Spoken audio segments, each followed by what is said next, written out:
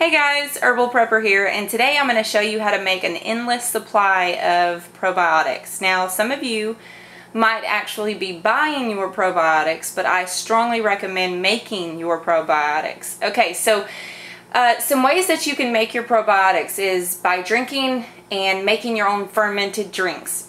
Basically, this is anything that's been fermented from a natural bacteria, a good bacteria in yeast. Right here what you see is milk kefir. You can also make water kefir, which is just sugar water, and then you put the grains, which is the bacteria and the yeast in it, and it produces the probiotic drink. The more vinegar it tastes, usually the more benefit you get, but sometimes that's not palatable for some people. Like my husband, he does not like anything to be vinegary. And then you can also drink kombucha, guys, and this is a symbiotic culture of bacteria and yeast, and that's what you call a SCOBY. That's that little flat, ugly looking thing floating on the top of the drink.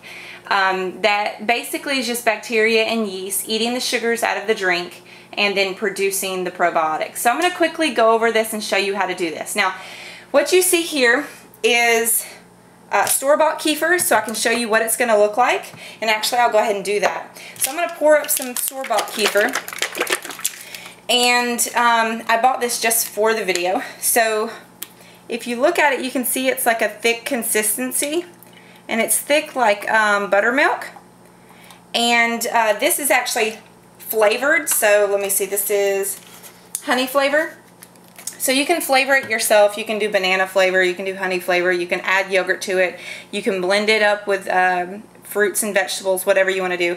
But that's this flavor. But that's what it's supposed to look like, guys. It's supposed to be kind of thick like that, and that's your probiotic drink. Now you can continue to ferment it, and it will actually separate into like curds and whey. So, and all of the stages are edible and completely usable. It's just basically what your palate will stand. Okay, so this is my my probiotic here that I've made. So you keep this on top so that gnats or flies or anything like that in your house won't get down in there and contaminate it.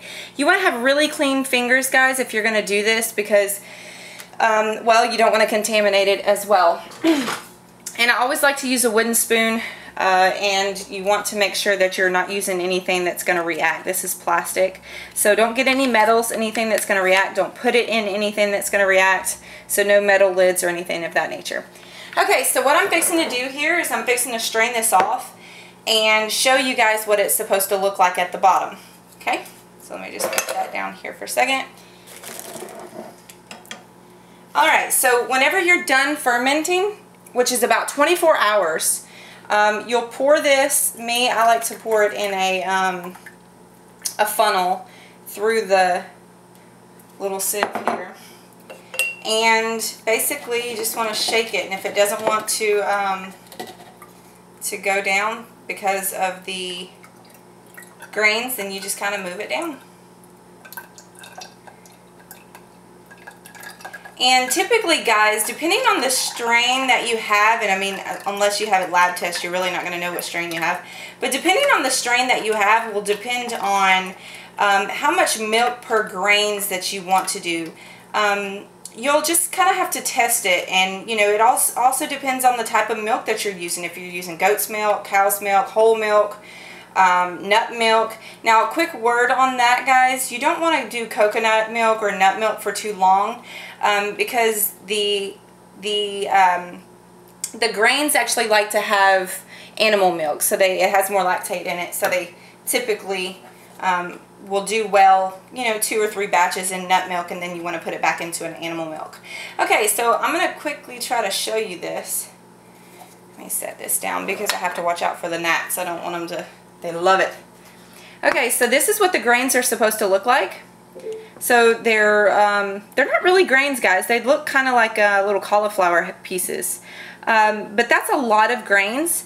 Basically, mine have fattened up a lot since the last 2 days that I've been doing this. And what you can do is you can actually add, you know, cream to it, and that will actually help to fatten it up.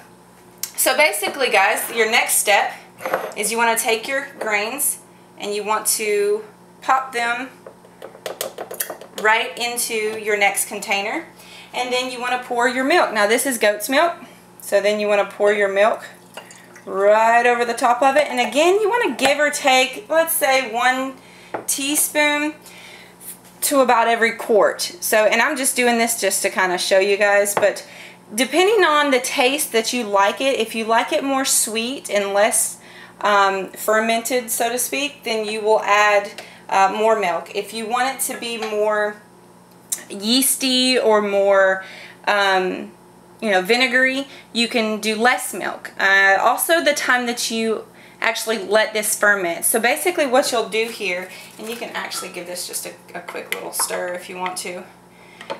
So what you'll do here, guys, is after you do that, you want to put this over the top, seal it up with like a little rubber band, and stick this on top of your microwave or on top of your refrigerator in a warm spot in the house, and it will start to ferment. If your house is too cold, it will take longer to ferment. And so if you let this go for 24 hours, it should be ready to strain, and then you can do a second ferment, which is adding your fruits or vegetables, or just go ahead and drink it as is, add honey, whatever you want to do. Little note, if you add something that's acidic, so like any citrus fruits, that will actually cause it to separate. So just to kind of give you a heads up there, if you're going to do that, drink it right then and there. But from here, guys, you would just put it on top of the refrigerator or in a warm spot, and make sure you have something over the top of it. And you can let this go for, you know, 24 to 48 hours. You know, water kefir, you'll want to make it go a lot longer.